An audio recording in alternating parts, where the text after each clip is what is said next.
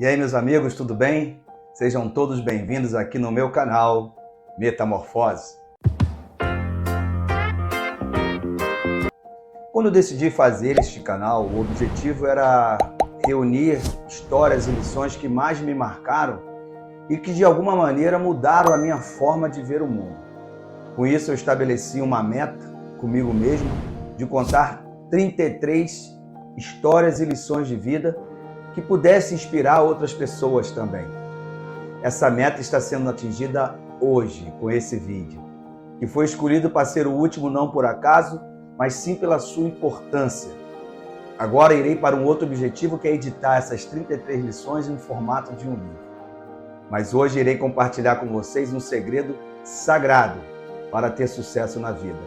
Um rito que expressa respeito, gratidão e fé e faz toda a diferença para aqueles que creem. A benção, minha mãe.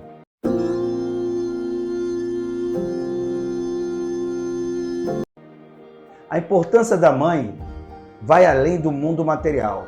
Mãe, além de gerar, amamentar, educar e proteger, tem uma ligação espiritual muito mais forte do que nós podemos perceber. Transcende esse mundo material. Pedir bênção à mãe é um hábito cristão que a família Libório cultua muito bem. Um costume rico de valores e tradições que herdamos de nossos pais e também herdados dos nossos antepassados. É lamentável que nos dias de hoje esse costume tão tradicional, um costume cristão, está cada vez mais raro e considerado ultrapassado pelos jovens de hoje. Para quem tem fé e um olhar espiritual sobre a realidade material, pedir bênção aos pais, avós e tios é muito mais valioso e poderoso do que você possa imaginar. A resposta deles dizendo que Deus lhe abençoe é a própria graça divina derramada sobre nós. Essa atitude é uma forma de cumprir aquele 5º mandamento que às vezes as pessoas esquecem. Honra teu pai e tua mãe, a fim de que tenhas a vida longa na terra que o Senhor, teu Deus, te dá. Na Semana Santa, minha mãe nos ensinou a ajoelhar-se diante dela e falar: louvado seja nosso Senhor Jesus Cristo. E ela respondia: para sempre seja louvado, que Deus lhe abençoe. Minha mãe foi sempre essa mulher muito sábia, muito espiritualizada, guerreira e de muita, mas muita fé. Já contei no vídeo anterior, falando dos alinhavos desta vida, que em 1958 ela viajou por 14 dias num navio cargueiro de Salvador para o Rio de Janeiro com 3 crianças e uma adolescente. Se juntou ao meu pai, que já havia precedido nessa aventura 3 anos antes. No Rio de Janeiro ela teve mais 4 filhos. Os 8 irmãos cresceram ricos em força e sabedoria graças aos ensinamentos e os exemplos desta mulher. Nascida em 7 de outubro de 1923, na Serra de Itiúba, uma filha caçula de 14 filhos de um padre. Sim, um padre, um famoso sertão baiano lá em Itiúba, na Serra, tinha o padre Viriato Pinto de Sá, um descendente de português que tomou posse dessa paróquia por volta de 1910. Deixou a batina quando a igreja não aprovou a sua família. Minha mãe sempre foi o braço forte e a mão amiga, não só da família, mas também de toda a cercania onde morávamos. Mesmo diante de todas as dificuldades que tinha para alimentar 10 bocas, nunca perdeu a fé e a alegria de viver e ainda encontrava uma maneira de ajudar os mais necessitados. Lembro de uma caixinha de metal que ela tinha com uma seringa e agulha, que ela usava para aplicar injeções e quem a procurasse por socorro. Até bezetacil ela aplicava. Recordo da minha mãe furando as orelhas das recém-nascidas da comunidade com álcool, agulha, uma linha e uma rolha. Guardo ainda na lembrança ela matando os ratos que invadiam nosso barraco constantemente. O que tinha na mão, ela matava o rato, seja vassoura, faca, guarda-chuva. Não posso esquecer também aquela nossa agonia colocando plástico sobre o telhado para conter as pingueiras nos dias de chuva. E nos dias de chuva mais forte, a enchente tomava conta de nossa casa e era ela que levantava todos os móveis, pegávamos panelas e baldes e ajudávamos a tirar a água de dentro de casa. Trago comigo eterna lembrança também de momentos felizes com minha mãe. Era ela que se juntava com os vizinhos para fazer aquela corrente de crianças e pegar um trem, ônibus e todo mundo para o Maracanã para ver o Papai Noel todos os anos. Era ela que nos levava no Jardim Zoológico e na Quinta da Boa Vista para fazer um piquenique com toda a dificuldade financeira. Ela sempre esteve junto de todos os 8, tanto na alegria quanto na tristeza. Foi por um bom tempo costureira, como eu falei, para ajudar meu pai nos alinhavos, mas também fazia alguns serviços avulsos na comunidade e ainda era responsável para a confecção das nossas roupas. Até adolescente, meus shorts e camisas eram todos feitos por ela. Que saudade daquela camisa de viscose. No carnaval, era ela que fazia meu bate-bola. Já na década de 80, ela conseguiu um emprego num colégio particular, graças à sua sobrinha, nossa prima Zenildete, que se tornou diretora do Colégio Marechal Hermes. Acredito que a partir desse momento a renda familiar aumentou um pouco. Graças a isso também eu, Isaías e Sinai conseguimos uma bolsa de 100%. Assim tivemos um ensino bem melhor. Naquele colégio ela era faxineira e nos intervalos trabalhava na cantina. Eu nunca tive vergonha disso, pelo contrário, eu tinha muito orgulho de ser o filho da tia Augusta.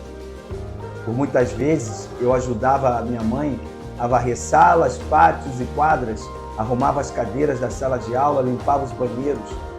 Sempre foi ela que me acompanhou em cada momento da minha vida. Quando eu passei para a SpaceX e depois fui para a MAN, ela esteve presente em todos os momentos.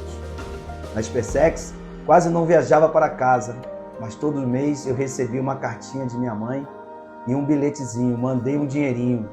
E depois eu recebi o comunicado dos Correios que eu tinha que ir lá sacar um dinheiro. Ela fazia questão de me levar no ponto de ônibus nos retornos para a SpaceX, nos retornos para a MAN. Foram 7 anos sem me deixar ir sozinho nenhuma vez. Mesmo quando às vezes eu tinha que ir para a rodoviária e pegar um ônibus que levava 1h30 para chegar lá no centro da cidade, o 624. Em 1994 fui servir no 35B em Feira de Santana e ela veio junto comigo para essa aventura. Ela veio para me apresentar os parentes de Salvador e eu comprei na época um Chevette pretinho, 1986, que eu batizei como Zé Pretinho. Aprendi a dirigir dando voltas no quarteirão e já peguei estrada. E lá estava ela nessa aventura comigo. Uma fatalidade quase tirou as nossas vidas.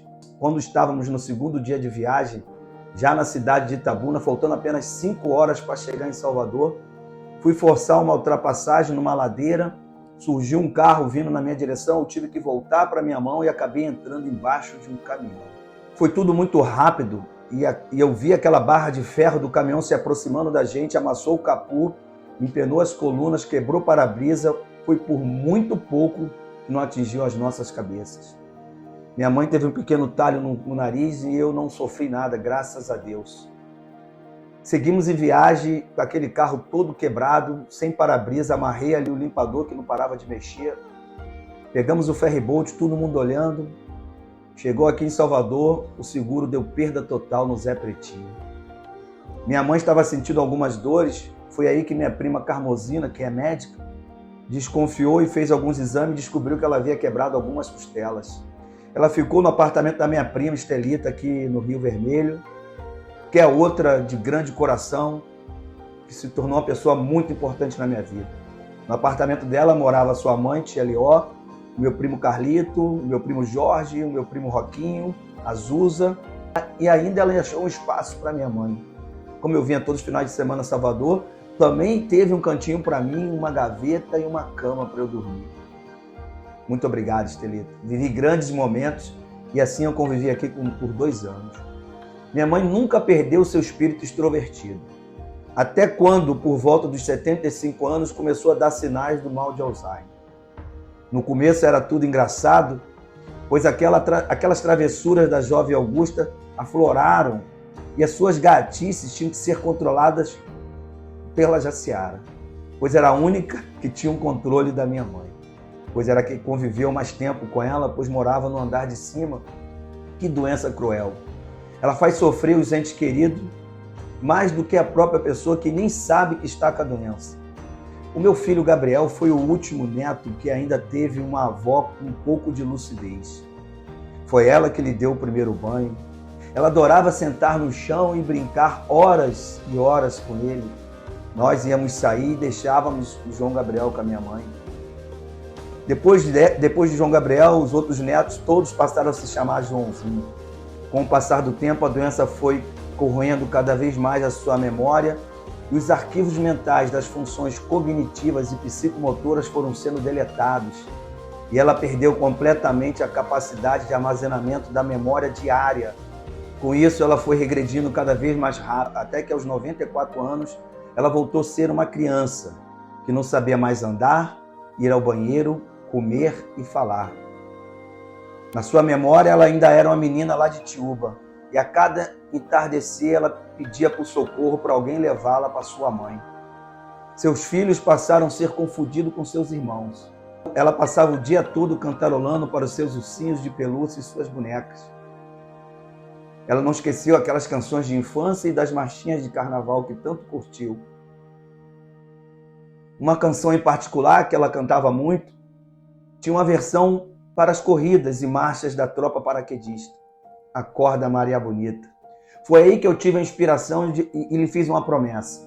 Quando eu assumi o comando do Batalhão Dompes, a primeira coisa que eu vou fazer, mãe, é trazer a tropa para cantar para a senhora essa canção. Assim eu fiz. Assumi o comando em janeiro de 2017, numa sexta-feira. Do batalhão até a casa da minha mãe são apenas 3 quilômetros. Apesar de ser perto, atravessa muitas ruas movimentadas, sai de uma rua, entra em outra, entra em umas vielas da comunidade por onde eu fui criado. Então necessitava de um planejamento. Então assim fizemos um grupamento de reconhecimento na segunda-feira dos balizadores para poder fechar as ruas e fazer o reconhecimento do percurso. Na terça-feira, na primeira formatura que eu tive, a minha palavra de ordem foi: vamos pedir bênção para minha mãe. Revelei para toda a tropa quem ela era e pelo que estava passando. Contei o tamanho da sua fé e qual era a música que ela gostava de cantar e que seria muito bacana se a tropa cantasse para ela. Convoquei então todos junto comigo para a nossa corrida da bênção. De calça, boot e busto nu, como reza as tradições paraquedistas. Eu disse: nós precisamos ir lá pedir bênção para ela. Eu não posso começar meu comando sem a sua bênção.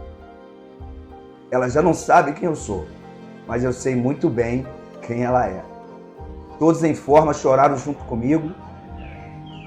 E na quarta-feira, a tropa toda estava presente. 7 horas da manhã em ponto. O quartel parou. Partimos na maior vibração já vista de uma tropa paraquedista. Minha irmã Jaciara estava com a missão de antecipar o horário de banho da minha mãe, o banho de sol, pois eu iria passar para fazer homenagem. Quando eu cheguei na esquina da minha rua, de longe eu avistei aquela cabecinha branca sentada na porta do nosso beco.